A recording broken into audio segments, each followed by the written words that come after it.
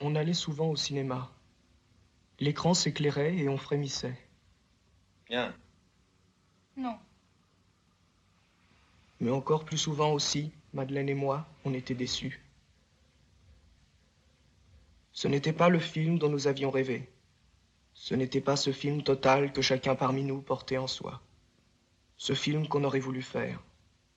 Ou, plus secrètement sans doute, que nous aurions voulu vivre.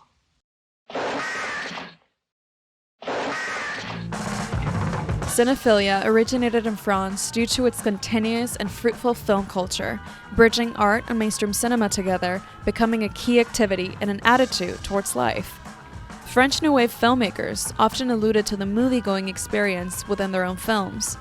Cinema became an evident, semi-sacred activity within French culture, which led filmmakers and spectators alike to become sensitive to the experience of movie-going and film criticism.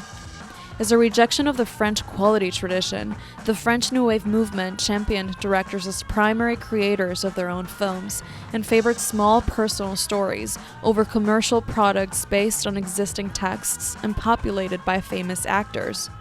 Thomas Auteur defines cinephilia as a state of mind and emotion that has been seductive to a happy few while proving beneficial to film culture in general. Antoine Dubac defines cinephilia as a way of watching films, speaking about them, and then diffusing this discourse. Gaillard du Cinéma is a great example of a solidified group of cinephiles who started by writing about American films of their time and later on became filmmakers themselves. Utilizing movie-going within a film re-evaluates the role of cinema within a physical and a cultural space.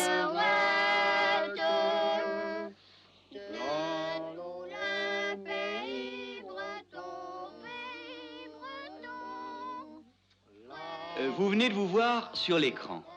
Edgar et moi, nous voudrions connaître votre avis. D'abord, les enfants. Véro, est-ce que tu aimes ce que tu as vu? Oh ben, c'est moins bien que du Charlot, mon frère. According to Douglas, the male characters of these films are, much like their critic directors, often neurotic fetishists obsessed with cinema. Like Paul, the main character of Godard's Masculin Féminin, he embodies this theory, as well as Godard's leftist values and fascination with cinema. When speaking of film and cinema, it is imperative to think of audience and reception. Cinema gained intellectual and artistic value as the audience became avidly familiarized with the experience and conversations that surrounded it. Cinema became a tool that reflected and molded French culture during the time of post-war national reconstruction. Films draw questions upon who the cinematic object is, as well as who the filmgoers are. Utilizing film within film, or movie-going as a key activity within a fiction narrative, reinforces the sentiment of cinephilia and its cultural value within the screen to spark conversation off-screen.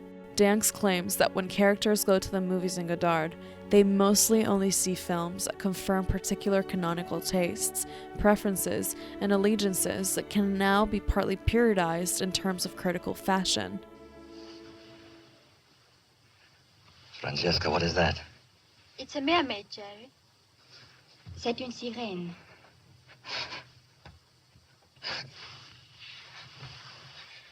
Fritz, that's wonderful for you and me, but you think the public is going to understand that? Contemporary films continue to explore cinephilia, both celebrating it and criticizing it.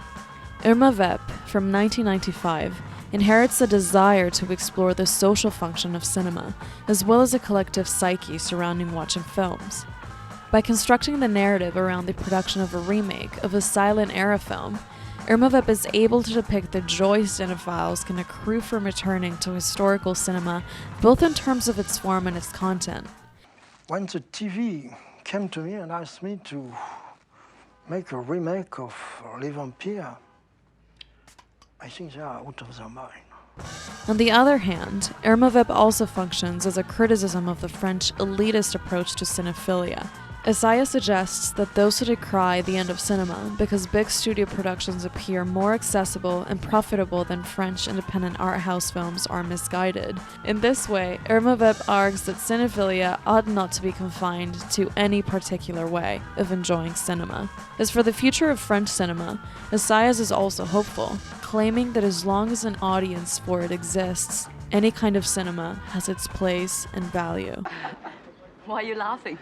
Because you're being polite. Oh, no, I'm not. It's a boring cinema. It's typical of French cinema, you know? Nombrilistic, you know? I don't agree with that at all. I mean, you're being very personal, and I think there are different audiences who like different films, and there's nothing wrong with that.